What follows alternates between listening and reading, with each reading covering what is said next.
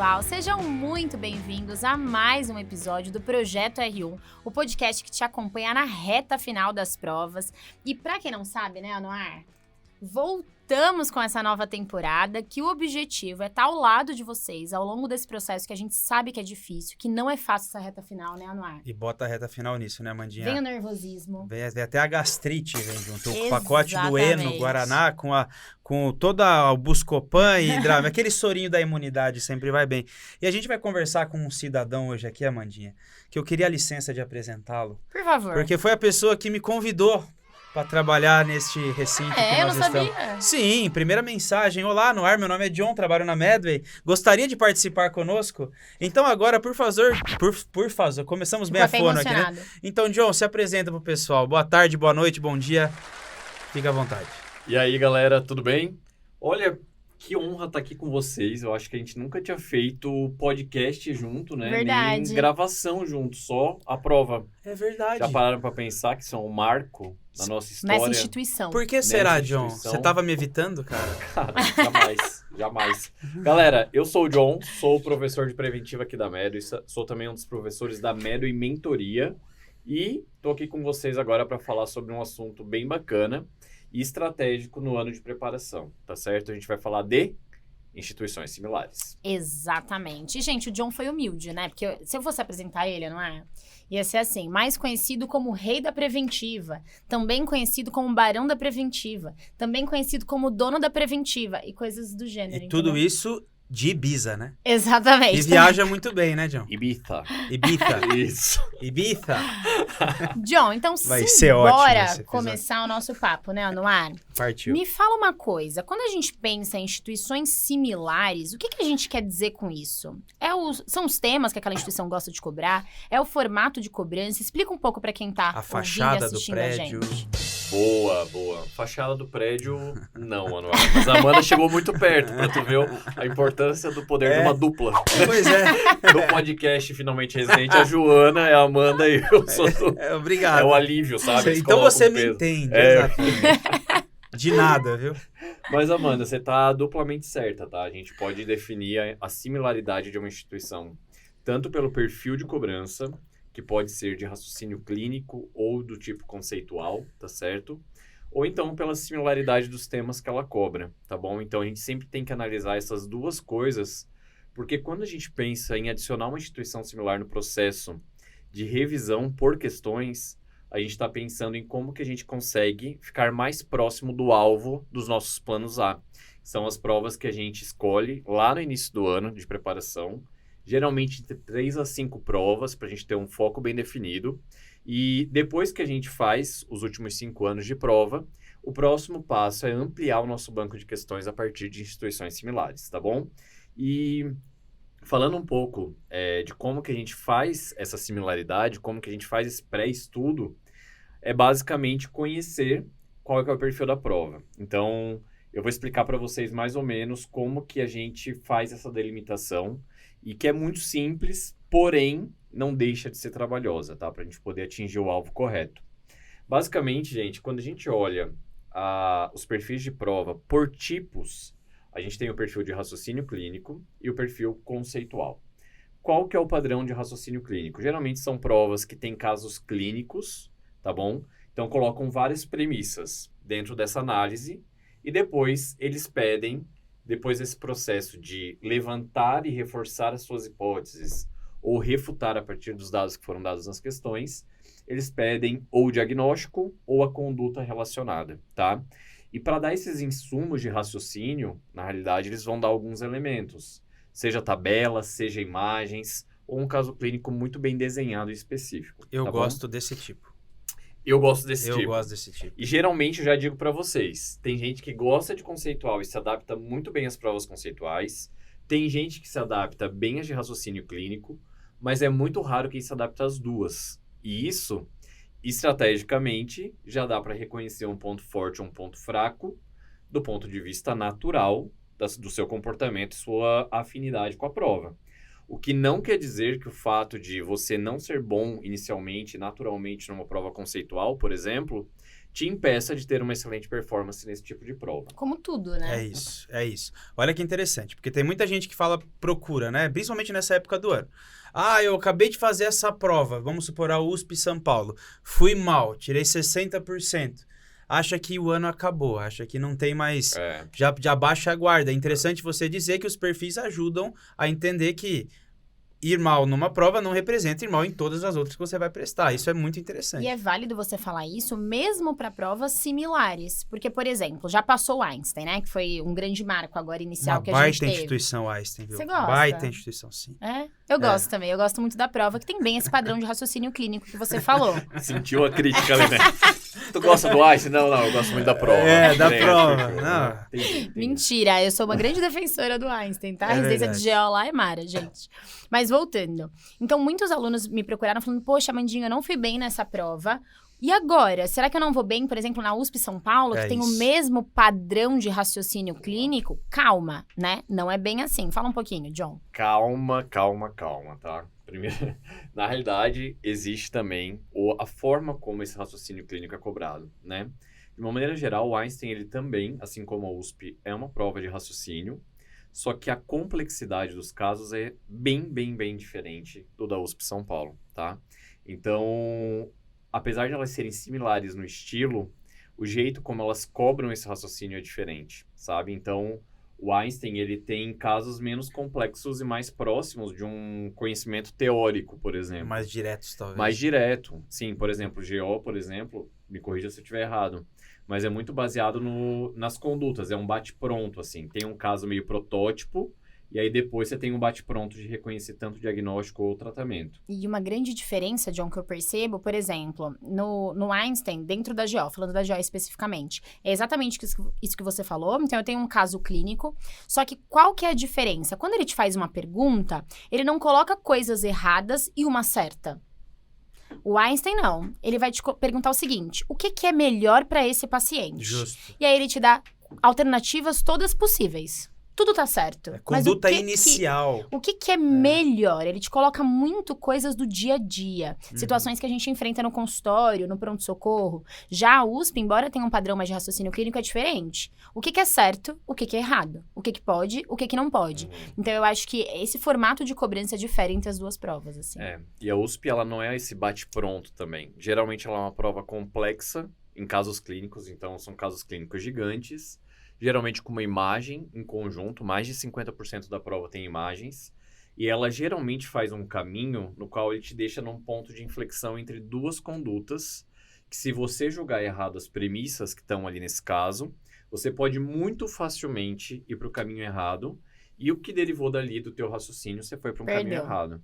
Eu lembro de uma questão discursiva da USP, que eu fiz no meu ano, que era uma mulher de 80 e poucos anos, que teve um AVC, caiu no banheiro e teve aí uma abertura e um trauma crânioencefálico, né? Trauma crânioencefálico é bater a cabeça. Isso. Ela é geota. Ela é geota. Desculpa, o nível de conhecimento. Exato, sempre tem que dar uma traduzida. É igual a Amanda começar a falar de cardiotoco pra mim. Eletro. É uma FV. Aqui. Mas de uma forma geral, o que era? Qual que era a causa natural? Então, se você julgasse que fosse o TCE, ia para um caminho do que sucedia. Se você julgasse que a causa natural foi o AVC e o TCE foi secundário, é isso, ia para outro caminho. E não são a mesma coisa, anafilaxia versus asma, entendeu? Então, não são caminhos óbvios, são caminhos desafiadores o suficiente para gente muito boa pegar o caminho errado porque deixou de valorizar uma premissa. Isso é o ápice da complexidade de raciocínio clínico, né? E mesmo dentro desse formato de raciocínio clínico, há diferenciações, seja por complexidade, seja pelo uso de elementos como imagens, seja pelo perfil da prova. A Unicamp também é uma prova de raciocínio clínico, só que ela volta muito para a prática, muito para a prática, acoplado a uma politização e a ética dentro do processo de trabalho médico, entendeu? Então, cada uma tem o seu perfil dentro do mesmo perfil ali cobrado, sabe? E essa que é a importância de ter um estudo direcionado, né? Total. E hoje, a gente sabe muito disso, e hoje a gente foca muito isso dentro da Medway. Mas como foi na preparação de vocês? Vocês tinham esse conhecimento quando vocês estavam se preparando? Vocês estudaram dessa forma? Boa. Anuar, vai tu primeiro. Cara, eu tinha uma informação de que a prova do Einstein parecia com a do SUS São Paulo. Então, a minha preparação foi muito baseada no achômetro. Eu não tinha essa análise, essa estatística, essa visão de professor, nem de um aluno... um bom aluno. A medicina de emergência, o corte era... Eu contei a minha história no podcast, né? Talvez não tenha tido a melhor preparação possível. Mas o achômetro me ajudou durante a realização das provas, em começar a notar que essa questão aqui parece com essa e elas acabaram se repetindo.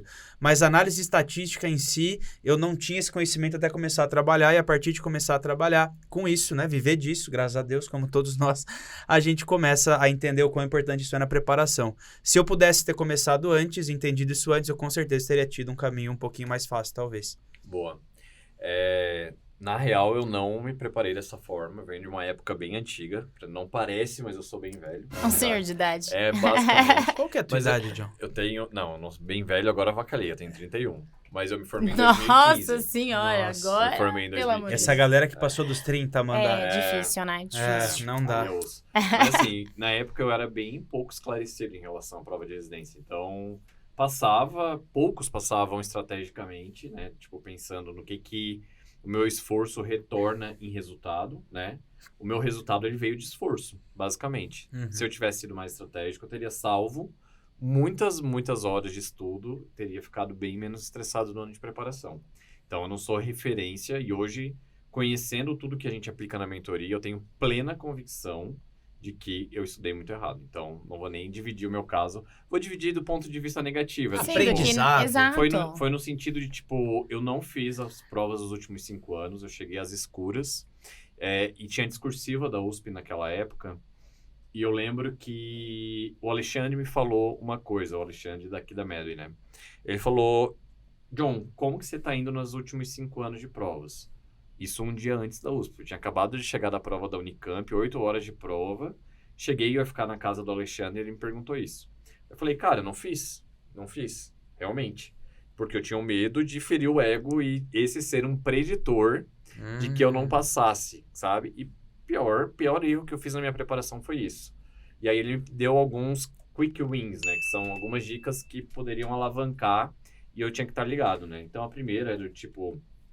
Conhecer o perfil de prova vai muito além do conteúdo técnico, vai ver a forma, uma conexão e ver o que eles pensam e valorizam, né? Então, por exemplo, quando a USP falava qual que é o tratamento, qual é a conduta, somente conduta, eles queriam saber de tudo, desde tratamento de suporte, aonde você vai colocar esse paciente, qual que é o tratamento farmacológico, enfim. Quando eles falavam conduta terapêutica, aí eles especificavam para o farmacológico, entendeu? Então, só essa diferença de visão já poderia deixar muito potencial, mesmo conhecendo na mesa, entendeu? Então, preparei bem errado na época, mas deu certo por muito esforço. Isso é legal de você falar, porque às vezes o aluno que tá conhecendo a gente agora, tá ouvindo e assistindo a gente pela primeira vez, ele tem aquela visão que todo mundo tem em algum momento da vida, que é... tudo bem, que tem que direcionar, não sei o que, mas eu tenho certeza que quanto mais eu souber, maior é a minha chance. E esse exemplo que você deu mostra que não importa o quanto você tenha de conhecimento, você perde a questão. Não é só sobre saber o conteúdo, é como colocar aquele conteúdo, né? Então, isso faz muita diferença. A gente percebe muitos alunos muito bons, com muito conteúdo teórico, que acabam perdendo a questão e perdendo a prova de residência por não entenderem esse formato de cobrança. Total. Então, não é que a gente vangloria você só conhecer a banca e deixar o conhecimento de lado. Não tem nada a ver com isso, muito pelo contrário. É você estudar de forma estratégica, né? Você saber onde aplicar mais o seu esforço e chegar com conhecimento e direcionamento. Total. Eu acho que 100% isso que tu falou já aconteceu comigo na prática, acontece com os nossos alunos direto, e a gente recebe isso ano após ano. E só para fechar o raciocínio, eu falei das provas de raciocínio clínico, acho que vale a pena a gente olhar o oposto, que são as provas conceituais, né? As provas conceituais, elas têm um perfil muito mais de papuf, ou sabe ou não sabe, entendeu? Então, são provas que geralmente elas cobram partes mais específicas de conhecimento. Geralmente, os enunciados são mais curtos, né? E, às vezes, eles vão para um recorte muito específico. A respeito dos inibidores de SGLT2, clinicão aqui, né? Olha, que médico. Atualização, hein? Tema quente pra esse ano, viu, pessoal? Eu acho que eu ia vir com coisinha fria. Claro que não. Claro que não. Então, a respeito dos inibidores de SGLT2, diga qual que é a alternativa incorreta. A, B, usado para tal e tal e tal. Isso é uma prova conceitual. Existe um outro perfil também das conceituais que são a respeito de determinado assunto, o que é correto. Por exemplo, sobre hipotireoidismo, assinale o que é correto. E aí pode ser um universo inteiro não cobrando... Gosto. Eu também não gosto. Ele abre o capítulo e pergunta o que ele quer. Outra forma de conceitual, cobrar epônimo. Qual manobra que é a dorsiflexão? Não sei eu gosto de epônimo. Me julguem. Mas eu gosto quando ele tá inserido num contexto. Aí não me incomoda tanto. Agora, só o epônimo você gosta? E pelo fato do epônimo sozinho nunca estar inserido num bom contexto, tu não gosta. Né? Exatamente. Eu acho que o epônimo traz uma classe. Estou fazendo a manobra de Heimlich. Cara, eu acho que é da hora. Não sei porquê. Mas falando em nome, né? O assunto tá muito bom, mas acho que, como diz a minha mãe, tá na hora de começar a dar nome aos bois, né? Fala e talvez... Fala aí, né? Então fala, né? Então eu vou falar porque... A gente tem que começar falando da USP São Paulo, né, Amandinha? Você gosta muito da USP, né? Parem de alimentar esse preconceito. Eu vou falar que eu não gosto da USP São Paulo. Gente, não tem nada a ver isso. É legal, a Amandinha adora a USP. É uma das provas que os alunos mais fazem. É uma das provas que muita gente busca informação o tempo todo, o ano inteiro, não só nessa reta final. Com certeza. Mandinha, vamos passar alguns highlights da USP, informações, só para quem tá assistindo já pegar a canetinha e marcar na agenda? Vamos, mas antes de dar essa dica, eu tenho outra dica também relacionada à USP São Paulo. Adoro dicas. Na descrição desse link, gente, a gente falou bastante sobre provas similares, provas que têm o mesmo tipo de padrão de cobrança, o mesmo estilo, né, seja de raciocínio clínico, um estilo mais decoreba. Na descrição aqui do vídeo, a gente deixou para vocês o guia da USP São Paulo. Então, a gente lá tem as instituições similares à USP São Paulo. Então, para você aí que está finalizando esse momento de preparação, vale você dar uma conferida, uma olhadinha, para quando você for revisar alguns temas, você se direcionar para aquelas determinadas instituições. Se eu pudesse ter tudo isso no e-book, cara. Às vésperas da prova, um e-book isso? Que me mostra. Né? Nós temos, né? Desculpa Exato. Aí, mas nós temos. Agora, para quem tá angustiado, perdido aí na fila do pão, fala um pouquinho sobre datas, quando que é a prova da USP São Paulo. Você que vai prestar, já anota. Eu vou falar de cabeça, tá? Aham. Tá, câmera? Eu vou falar de cabeça. A primeira fase, e esse aqui, John, a gente vai, já se prepara porque a gente vai explorar muito esse formato de prova. Eu vou deixar isso pra perguntar pro John, tá? Mas as múltiplas escolhas, os casos clínicos, o John vai expor pra gente muito sobre isso daqui a pouquinho. A prova vai acontecer dia 15 de dezembro. É o aniversário do meu irmão, pra quem quer saber. É isso. 5 horas de duração. Se você não sabe onde você vai fazer a prova, ainda no dia 2 de dezembro você saberá. E a prova começa a 1h. Então, pega leve no almoço, né? Não é o dia de comer a feijoadinha, né? Talvez. Né, John? Não é de bom tom. Total. Não, mas é verdade. Isso, é verdade. Isso mexe em performance mesmo. Aquele cara que nunca comeu mamão. Aí no dia da prova ele resolve tomar um café com suco de laranja, mamão, esquece que mamão dá uma soltadinha e depois vai. Mas enfim. Que o próprio nervosismo já dá isso. Mas você sabe que eu tenho um toque com isso, né? De preparação de prova. Eu tenho um toque com várias coisas, né? Como podemos perceber. O ascendente em virgem é forte aqui. Mas o toque de prova é o seguinte... Todo dia antes de prova, toda vez que eu tenho prova, eu tenho que fazer, tipo, as coisas muito iguais, sabe? Então, tem que ser um café da manhã saudável. Eu posso estar comendo besteira a semana inteira, mas no café da manhã do dia da prova, eu vou comer 2 ovos, um suco verde, granola. Então, tem toda uma preparação, entendeu? Eu chego muito antes, dou uma meditada. Isso faz diferença, eu acredito. Isso faz. Isso é um estado de espírito bem elevado. O meu ritual era café preto. Tá. Só café preto, assim, eu tomava bastante, porque eu demoro pra pegar no tranco, no acordar. E chegar antes no local da prova e não dar papo pra ninguém. Porque, também não gosto de conversar. Cara, é chato. A galera começa a falar e perguntar alguma coisa em específico. E tu sabe, nossa, um negócio que nem vai cair, você tá lá, eu acho chato demais. A gente vai falar da Unicamp, mas a Unicamp, ela tem um lado negativo por causa disso. Você faz a prova cedo, a hora que você chega tarde, o pessoal tá falando da prova da manhã. E aí você vai pra prova da tarde. Se isola. Cara, se isola. Eu fui pro hotel dormir, meu filho. Eu não tive essa peripécia. Vamos começar a falar da USP São Paulo, Amandinha? Vamos. Então, John... Conta pra mim. Diga que eu não sei nada sobre a USP. O que eu tenho que saber? Como assim? Você é o seu convidado. Isso é pra você falar pra gente. Não eu tô vestindo o papel do aluno aqui, pô. Fala aí. É que então, pra ele lá. tem que ser devagar, John. Ele não pega essas coisas. Não pega ironia. Não pega. Amandinha. É devagar. O John tá aqui hoje. Eu tô aqui toda semana. Quem sabe? Mas né? Passa no RH daqui a pouquinho. Mas, John, a primeira fase da USP mudou. Para quem não sabe, a primeira fase da USP agora existem as questões de múltipla escolha, como sempre aconteceram, mas num formato diferente. Com aquele lance dos casos clínicos de dividir a prova em 2 partes, explica um pouco para nós aí. Boa. Uma das coisas que mais aconteceu na USP nos últimos anos é tentar se rearranjar em relação ao formato, né? Ela estava com um formato até estável pré-pandemia. Durante a pandemia eles começaram a inovar, então já teve prova de 120 questões, prova de 100 questões com uma segunda fase multimídia. Acabou flopando alguns desses formatos, né? E esse ano ela traz um novo formato aí de cobrança, né? E continua num primeiro momento dessa prova. A prova é feita tudo no mesmo momento, nesse caso. Nesse primeiro momento da prova vão ter as questões objetivas, né?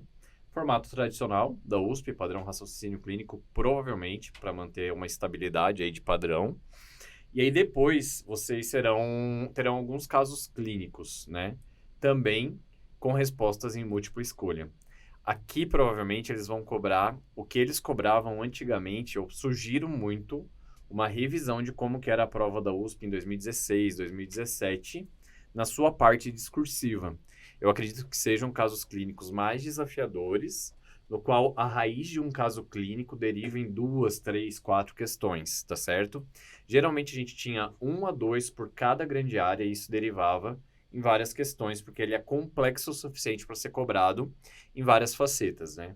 Então, a gente tem questões clássicas em relação a isso, no qual dividiu muita gente e realmente selecionou candidato. Eu acho que o mais clássico era de um caso de se era asma ou anafilaxia, né? E a pessoa que reconhecia o choque por causa da anafilaxia e não da asma, ganhava pontos em relação a isso e pedia depois tratamento para asma ambulatorial desse paciente, enfim, né? Então, eu imagino que seja muito nesse sentido, só que antes eram respostas curtas e objetivas, e agora já terá a múltipla escolha para te ajudar a nortear, o que não quer dizer que se você tiver em dúvida, não seja também um caminho ruim para você tomar, tá bom? Então... Eu tava feliz, falei, pô, é tudo positivo, né? Não é não. Não. Sabe Boa. uma coisa legal que você falou? E eu, se fosse aluna, eu estaria pensando isso. Porque a gente fala muito de instituições similares, padrão de banca. Eu ia ficar, mas como que eles sabem que esse padrão vai se repetir? Mas será mesmo que vai se repetir? E o que eu costumo falar para os alunos é que, assim, a prova é feita por uma pessoa, né? A prova é feita por pessoas, gente. As pessoas têm preferências. Então, você aí na sua faculdade deve lembrar daquele professor que fez um mestrado em um determinado assunto e que ele só fala disso. É a mesma piada em todas as aulas. É a mesma cobrança em todas as provas. E isso não muda na prova de residência. A gente tem grandes, né? Na maioria dessas grandes instituições, são esses cadeiras que a gente fala, são os docentes das grandes áreas que elaboram a prova de forma geral. E essas pessoas têm preferências de cobrança ao longo da vida inteira. Então, esse eu acho que é um dos maiores motivos, além, é claro, do perfil da instituição como um todo, para as provas manterem, né, esse padrão repetitivo, tanto de tema como de formato, porque as pessoas têm um padrão repetitivo para tudo, Total. Pensa também o outro lado, né? Do tipo, as pessoas, elas têm uma afinidade em dar mais importância pro que elas fazem e o que elas gostam. Exato. Né? Aí fala, Amanda, você agora, terminando o fellow de infertilidade, é isso? Reprodução assistida. Reprodução assistida. É isso, ele falou. É isso. Ele não sabia o seu Eu não fellow. sabia, eu ia falar É isso. É esse tipo de amizade que a gente tem. Eu sabia, uma amizade edificante, né? É do tipo, eu não preciso te dar oi, eu não preciso estar com você, mas ser amigo é isso. Daí, tipo, então tá bom. Quando grande estamos amigo, juntos, grande amigo, né? Não. Então, por Não. exemplo, pede pra você fazer 3 questões de GO. É óbvio que uma Com vai certeza. colocar de Uma pelo esterossalpingografia. menos- Desculpa, pelo pessoal. menos Com de certeza, investigação. teriam. Agora, pensa pra você a coisa... Qual que é o assunto que você mais odeia em GO? Nossa, meu marido vai me matar. Mas eu odeio oncogineco. Oncogineco. Não só Desculpa, você. amor. Se você tá com tema livre, te pedem 3 questões. Oncogineco é uma que você estudaria a fundo e cobraria do aluno? Jamais. Exatamente. É isso que acontece nas provas. Então, as preferências ditam a importância, as coisas que a gente não gosta de fazer, elas ficam excluídas porque exige um trabalho de se certificar, que ela é uma questão blindada de recursos, né? Então, uma boa prova faz uma dupla checagem. Então, isso precisa um conhecimento bem aprofundado. Quando a gente fez simulado, ficou muito claro isso. De fazer, então, beleza, mas já está claro o suficiente e blindado de recursos daí?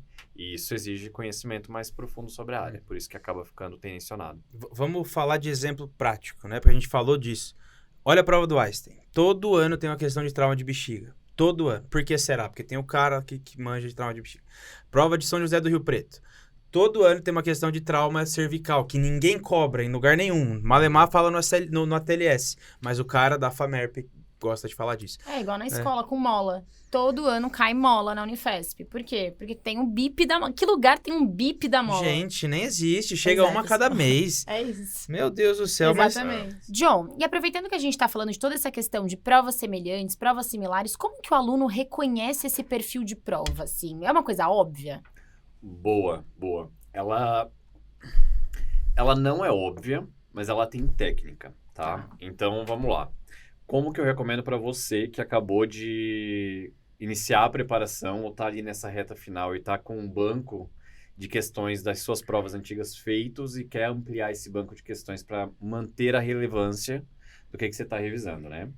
A primeira coisa é identificar esses dois padrões, né? Então, a gente já explicou alguns elementos que diferenciam a prova de raciocínio da prova conceitual.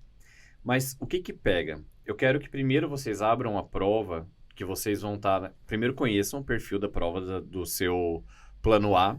E uma das coisas que você faz para fazer isso é abrir a prova sem pensar em resolver tecnicamente, mas olhando o formato. Tamanho de enunciado, presença ou não de imagem, se essa imagem é condizente, como que cobra a pergunta que vai direcionar para as alternativas. Enfim, só com isso você vai conseguir definir se é um padrão de raciocínio ou conceitual. E aí, a gente tem provas que predominam algum tipo de padrão, mas pode ter uma grande área que se destoa em relação a esse padrão. Então, é importante que você conheça por grande área também, tá certo?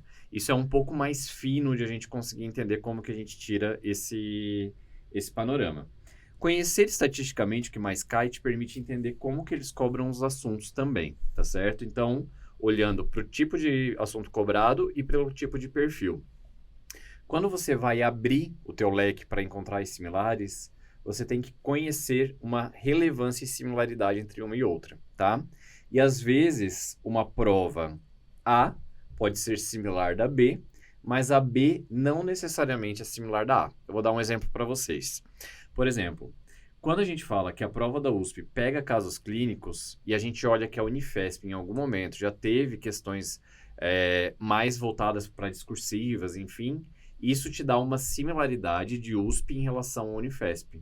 Agora, quando você estuda para a Unifesp hoje, que é uma prova extremamente conceitual, a USP não vai se aplicar para esse perfil de prova, entendeu? Então, às vezes, a gente ganha similaridade por uma característica, mas por outra acaba não virando, entendeu? Esses perfis são dinâmicos, João? Oi? Esses perfis, eles são dinâmicos de certa forma? São. São porque... A USP de 2017 e a USP de 2022. Boa.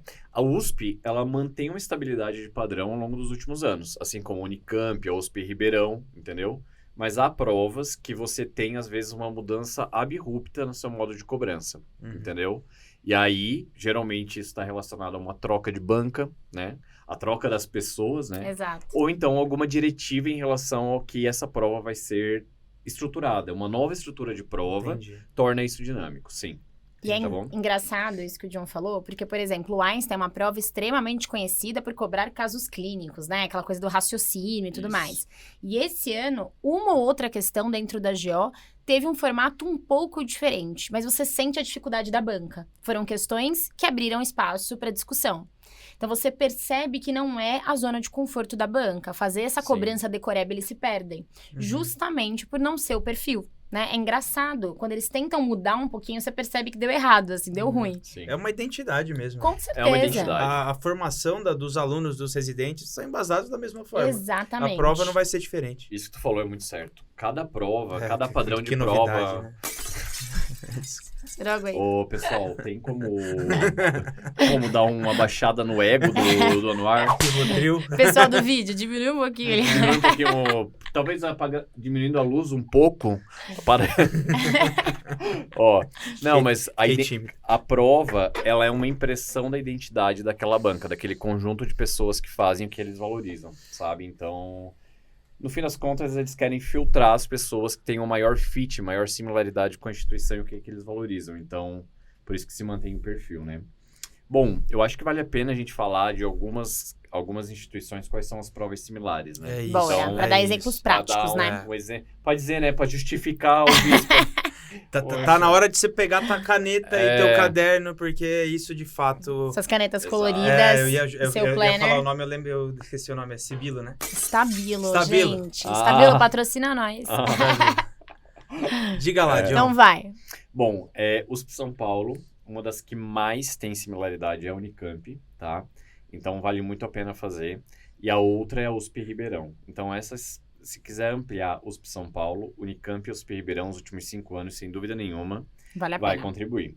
Adicionalmente, tem algumas instituições que têm o menor fit, mas a forma como cobram diagnósticos e condutas, como a prova do Einstein, pode ser similar total em relação a essa prova da USP, tá? Uhum. Então, as 3 principais são essas aí, tá? Agora, quando você olha para a Unicamp, a gente tem a USP Ribeirão e a USP São Paulo também, porque as 3, elas fecham meio que um triângulo de padrão e cobrança muito parecido, mas cada um com os seus assuntos um pouco diferentes, mas elas ganham muito em relação a serem casos mais longos e com definição de conduta ou tratamento, né? Mas a Unicamp vale a pena expandir, por exemplo, o SURSE, lá do Ceará, e o PSU de Minas Gerais. PSU de Minas Gerais. A USP Ribeirão também fecha nesse triângulo, então USP São Paulo e Unicamp. Inclusive, a similaridade de USP São Paulo com USP Ribeirão é similaridade de assuntos cobrados, né? Então, eles têm um nível bem próximo, né? E a USP Ribeirão, ela coloca casos bastante complexos nos seus enunciados, com nível de complexidade que tu não sai da prova achando que acertou muita coisa. Você vai descobrindo depois, porque parecem ter caminhos mais possíveis, ao contrário um pouco da USP São Paulo, que geralmente te coloca em 2. A USP Ribeirão te coloca de uma maneira mais aberta ainda, né? Então, ela tem muito esse perfil também muito parecido com a Unicamp. Agora, quando a gente vai para outra grande, como a Unifesp, por ser uma prova conceitual, não dá de deixar de citar que ela se assemelha muito com SUS São Paulo, Santa Casa e IANSP, tá? São os principais. E o contrário também é verdadeiro nesse caso. Só que qual é a grande diferença? A Unifesp, ela tem um viés de assuntos, por exemplo, oftalmo na clínica médica, por exemplo, estatística na preventiva. Na GO, qual que é? Aparece muito mola, aparece muito ectópica, urogineco, anunciando também pop-kill. Na cirurgia, tem a particularidade de um dos focos mais importantes ser terapia intensiva, que não é comum nas provas de cirurgia. Então, o que pega é a especificidade e o peso que eles dão em relação aos assuntos. Mas o nível de cobrança e o formato de cobrança é muito parecido com IANSP, SUS e Santa Casa, apesar de ser uma complexidade e ter um viés muito, muito específico, né? Então, acho que isso daqui já dá para você dar uma bela de uma ampliada no seu banco de questões, tá bom? E um direcionamento, né, para essa reta final. Com direcionamento. Porque agora na reta final, gente, não é para vocês estarem a maior parte do tempo estudando assuntos novos. Isso é fato. Por quê? Porque o resultado que vai vir desse esforço, ele é muito pequeno, ele é muito pontual. Principalmente se for aluno nosso do extensivo, pelo amor de Deus. A gente já deu o que era importante lá no começo, justamente para vocês estarem mais disponíveis para focar agora, né? Mas o principal método de revisão que a gente vai recomendar é a revisão a partir de questões. Então, primeira coisa, não fez prova que você vai prestar dos últimos 5 anos, faça imediatamente, tá? Não vá para nenhuma prova plano A sem saber. Simplesmente porque vocês vão conhecer o padrão da banca, os assuntos se repetem. Questões se repetem, né? As questões se repetem. Várias vezes, várias vezes. De um ano para o outro, às vezes, se repete. É a mesma coisa. Eu já fiz prova da USP, se tu fazer os últimos 5 anos, tem 3 questões em 3 provas diferentes que se repetiram igualmente, sem mudar nada. Na escola também. Incompreensível, Sem mudar nada, tá certo? Chama preguiça de fazer novas questões. Esses são pontos que o seu concorrente não vai perder. Exato. Exatamente. Quem não viu acaba ficando com uma falha, com uma grura ali em relação ao processo de decisão. Feito esse, que é o básico, o pacote básico, vamos para o pacote Gold, né? Plus. Standard. Qual que é o Gold? O de É basicamente adicionar 3 a 5 instituições similares e esgotar os últimos 5 anos também, para ampliar, tá bom? E aí depois você vai fazer os simulados específicos da instituição, Não adianta fazer um simulado geral que não se atentou ao padrão, não se atentou às particularidades de determinada prova. E assim, gente, vocês já estão quase prestando prova. Se vocês fizerem isso e ouvirem o que a gente está falando, a gente já sai 200% satisfeito que esse podcast entregou o valor que precisava. É isso, quem vai ver são os hosts, tá, John? Oi? É isso, os hosts que vão... Eu sou amigo dos hosts, cara. Eles Agora vão assinar embaixo, pô. Falando em assinar embaixo, eu vou assinar com propriedade o que você falou agora, porque nós entrevistamos na temporada passada 10 alunos Medway aprovados, e a unanimidade foi que nessa altura do campeonato, principalmente, é questão de prova. Com certeza. É conhecer banca. Você não tem dúvida. E se eles são aprovados, eles têm o caminho das pedras por fala, ali. Né? Então, John, incrivelmente bateu a sua dica com uma dos nossos convidados da temporada passada. Que surpresa, né? Que surpresa. Engraçado porque tá surpresa. Acertando mais sério, um cara, dia. O cara manja muito, né? De Não, prova, de para ele é bom, né? Vamos deixar Mas por isso. É o senso coletivo mesmo que a gente construiu. No meu ano de preparação, gente, não vamos enfeitar aqui. Foi bem ruim, eu fiquei bem abaixo do potencial, e eu acho que um recado final ali que eu posso dar para vocês é que não tem problema não saber uma questão, um assunto, isso é natural, vai acontecer, tá certo? Mas a única coisa que eu não queria para as provas e aconteceu, há uma frustração em relação a isso, é de você pontuar abaixo do teu potencial porque estudou errado, sabe? Então, eu não fiz o mínimo, que eram as provas dos últimos 5 anos. Se vocês fizerem isso e conseguir ampliar um pouco com as similares, eu acho que blinda vocês em relação a uma série de problemas ou assuntos que vão se repetir e que eram evitáveis de você errar. Isso é você não olhando para o seu potencial total. Então, valorizem isso, façam isso nessa reta final, que é o melhor esforço-retorno que vocês vão ter. Amei. Eu queria que falasse mais. Você quer falar mais? Eu quero só ouvir. E olha que quem tá falando isso é uma pessoa que há pouco tempo se tornou, não foi autodenominado, ele foi nomeado o barão de uma grande área da prova, justamente por entender a prova, por entender o que eles cobram. E, cara, isso é a raiz, é a base de tudo, né? Porque se você pegar o compêndio de medicina, você fica completamente maluco. Então ouçam o que o John tem pra falar, né, meus queridos? É isso aí, Amandinha, gostei bastante. Vai fazer a diferença final na aprovação, né? Exatamente, vai fazer. Galeritia, acho que é isso. Terminamos, encerramos aí esse nosso assunto de similaridades de prova. A ideia é trazer uma coisa bem prática pra vocês mesmo, né? Pra que vocês consigam utilizar esse conhecimento agora nessa reta final. Então, ouçam os conselhos do John, né, Anuar? Exato. Não surtem agora. Vocês estão enlouquecidos, mandando milhares de mensagens pra gente, falando, meu Deus, o que eu estudo agora? Não fui tão bem quanto eu achava que eu ia nessa prova. Era meu padrão preferido e eu não tive o desempenho que eu esperava. Calma, gente. Agora é uma maratona. Vocês têm que estar preparados para chegar ao final da jornada. Não adianta nada você dar um super gás, um tiro nesse comecinho da corrida para você morrer no meio do caminho, certo? Então tenham calma, ouçam o que a gente está falando, revisem as questões, revisem os modelos de prova semelhantes. Isso vai fazer diferença na aprovação de vocês. Certo? Era isso. E para quem quer reforçar um pouco mais, a gente falou de padrão de imagem, o episódio da Luísa já tá no ar. Pra vocês entenderem um pouco mais. Que papo gostoso. A Luísa Leitão? Luísa Leitão, a grande radiologista. E pra quem vai prestar USP São Paulo, não pode deixar. Não pode ir pra prova da USP sem esse episódio, gente. Como o John falou, mais de 50% da prova é composta por imagem.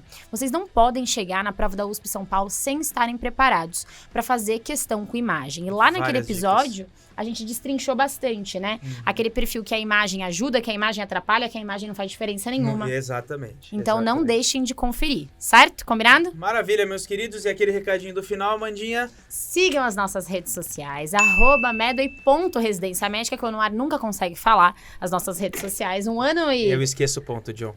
Toda vez ele passa nosso arroba errado. Que bacana. É interessante saber falar isso aí. Obrigado, viu, Amandinha? De nada, Anuar. Não deixem de baixar o e-book das instituições similares da USP São Paulo, que a gente deixou pra vocês na nossa descrição.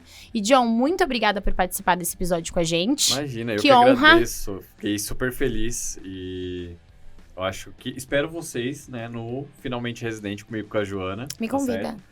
Sim, inclusive vai ser um episódio que a galera tava pedindo.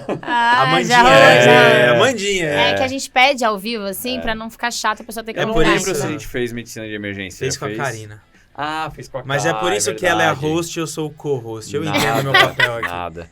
Inclusive, eu quero deixar um último recado para você que tá aí no 5º ano, ou tá no início do 6º ano e vai prestar a prova ano que vem. E aí você vai se deparar com isso, vai encontrar o seu perfil de raciocínio conceitual, e aí vai pensar, não, eu não me adapto à prova de tal forma. Querido e querida, se a gente se adapta a uma isquemia crônica, tu vai conseguir se adaptar a isso. Fica tranquilo, tá bom? Porque é tudo aprendível. Acho que é o mais importante. Cara, por favor, dá um close na minha cara. Você ficou apaixonado desse É só vou usar na minha aula, viu, John? Muito bom. Fica tranquilo que a gente se adapta a coisas muito piores. Então, vai dar tudo certo. Vai sobreviver. Maravilha, meus queridos. Obrigado a todos que nos acompanharam. A gente se encontra de novo quinta-feira que vem, meus queridos. E contem com a gente nessa reta final. Valeu, um beijo, tchau. tchau e até a próxima.